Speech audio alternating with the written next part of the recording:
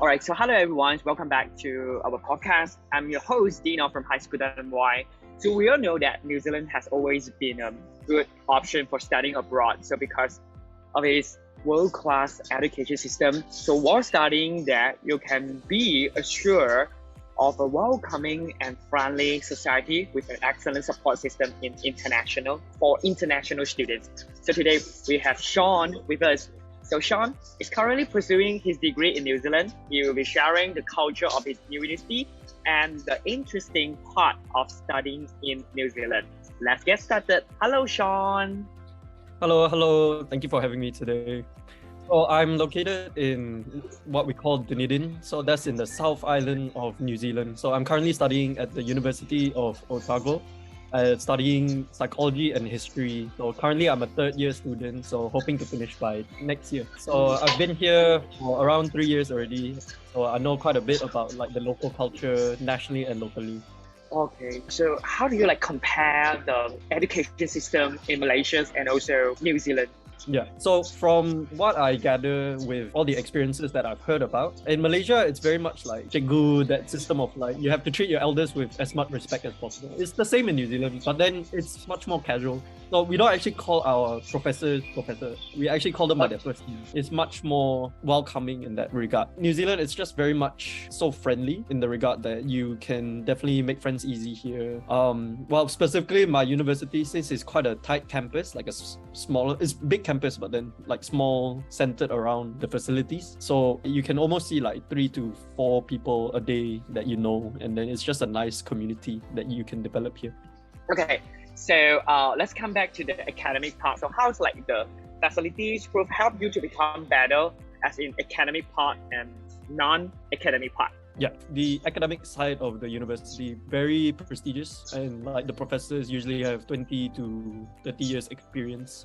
Even the new professors have been supervised by other older professors. We have quite a lot of tutorial systems and a lot of like labs, depending on what you study as well. But the interactive nature of those classes is what makes the academic side quite promising. Lectures are interesting. They're not just Kiwis that are teaching. It's also professors from around the world. So I have American professors, I have UK professors, some like from Asia also. So you get a various wide range of perspectives to help you with your academic life. There are also the residential colleges here, so they provide tutoring service. So if you want tuition, then you can go towards them.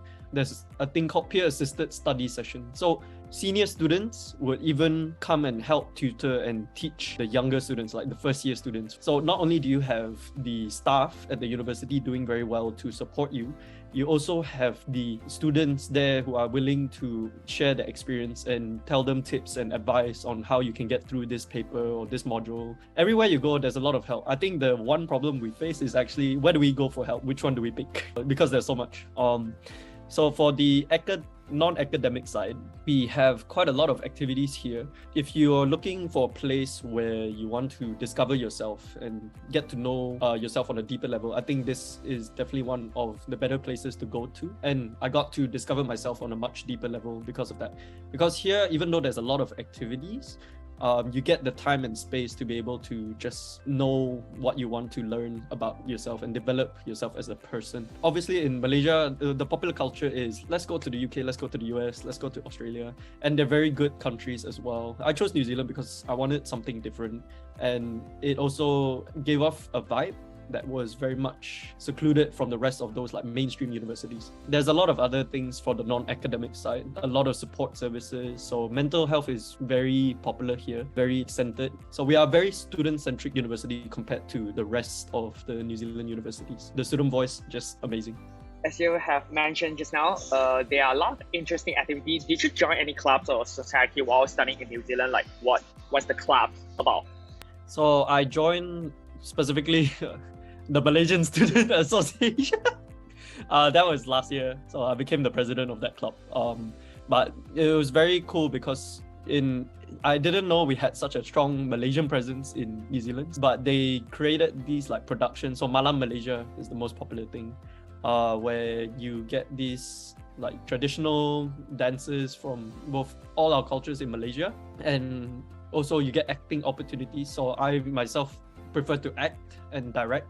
so doing theater kind of stuff. So you can definitely tap into your artistic side. It was just one of the coolest experiences I saw. Even though I was in New Zealand, all of a sudden our culture, the Malaysian culture, is showcased to all of the locals here. So they really enjoyed it a lot. A lot to do here, and I've definitely tried to branch out here and there. So quite the eventful journey that I've had here. So currently I'm working as the co-president of the International Student Association and the International Student representative for all international students at the university. Very rewarding role. So I get into politics also. So like very cool politics because I get to work with government here. And the government is very they like to listen to you. They hold meetings just to get your feedback and to get your advice on how we can be more the term is culturally competent. So they want to be more sensitive towards different cultures in New Zealand. So that's one of the coolest things that I sort of had an experience about. And definitely you make very good connections here. Like people want to know you and they will always share their contact number and they'll be like, oh, if there's anything I can help out with, they always try and network. So it's a very friendly environment. That is so cool. But politics such as a very interesting topic. I can really see that wow, you are really a kind of outgoing person. Can I say that you are very famous guys in New Zealand?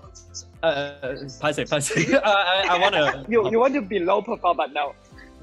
Yeah, basically. I think just the environment has allowed me to thrive here, and I'm very thankful for the community here. I'm very grateful. So I'm very humbled to be in the position that I am in because of the support of a lot of people here. And also, I'm pretty sure that you must have your glory moments, your proudest experience. So maybe you can share a little bit. You want to know about New Zealand moments, or you can share about maybe in New Zealand? Yeah, so there's these games called Bersatu games, but I'll just say very quickly about this. So those games is the biggest Malaysian event in New Zealand. So when I was part of the Malaysian Student Association here, we fought against the other contingents. So we won the overall champion last year. So that was pretty glorious moment, I guess. But putting that Malaysian aspect aside, with New Zealand, I got the chance to speak on behalf of the Race Relations Week. So I got the chance to speak about how we as individuals and human beings can be more culturally sensitive to one another, but also to share my experience about how growing up in an environment like Malaysia and what have I learned from that I brought to New Zealand. And one of the things that I talked about was just being able to enjoy every single aspect of the cultures that I've experienced and learned. And when I do those speeches, it was just nice to have people actually listen to me from that point. I prefer to just have these discussions a bit more informally, but it was just nice that I had a space to also give a speech like that on such a big level. Yeah, so that was one of the highlights, glory moments, I guess. It's such a wonderful sharing from Sean. Thank you so much, Sean. Good boys and good girls, I have a good news for you. So the Star Education Fair will be held on 27th and 28th of August at Sunway Convention Centre. On both days, they have about 6 representatives from New Zealand University stand by there and to answer all of your questions. So if you are planning to study abroad in New Zealand, just like Sean, please do not hesitate to join the Star Education Fair at Sunway Convention Centre. Ladies and gentlemen, see you there. Once again, thank you, Sean. Thank you for having me.